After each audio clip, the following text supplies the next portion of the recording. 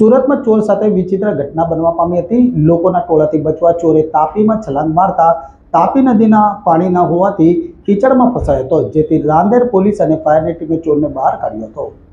સુરતમાં કોઝવે પર ચોર ઇસમ સાથે વિચિત્ર ઘટના બનવા પામી હતી। તાપી નદીના કોઝવે પર સવારે સ્વિમિંગ કરવા આવતા ગ્રુપના સામાન ચોરી કરવા એક ચોર ઇસમ ગયો હતો।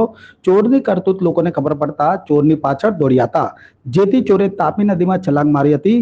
તાપી નદીમાં પાણી ન હોવાથી ચોર કીચડમાં ફસાઈ ગયો હતો। આખરે લોકોના ટોળાએ રાંદેર પોલીસ અને ફાયર વિભાગને કોલ કર્યો હતો, જેથી રાંદેર પોલીસ અને ફાયરની ટીમે કીચડમાં ફસાઈ ગયેલા ચોરનું રેસ્ક્યુ કરી બહાર કાઢ્યો હતો અને રાંદેર પોલીસે રેસ્ક્યુ થયેલા ચોરને અટક કરી વધુ તપાસ હાથ ધરી હતી। મારું નામ છે સબ ઓફિસર વસંત સૂર્યવંશી।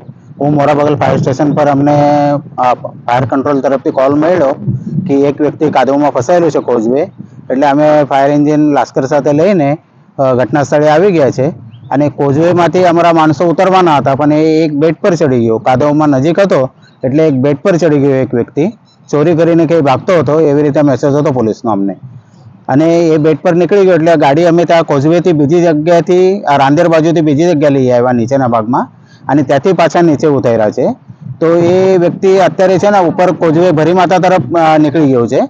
અમે રાંદેર બાજુ છે, રાંદેર બાજુથી અમારા માણસો ઉતારેલા છે, એ આગળ પહોંચી ગયા છે અને ભરી માતા તરફથી પોલીસની ગાડીઓ બધી ઉપર ઊભી જ છે, એ પ્રકારે ઉપર જાય છે।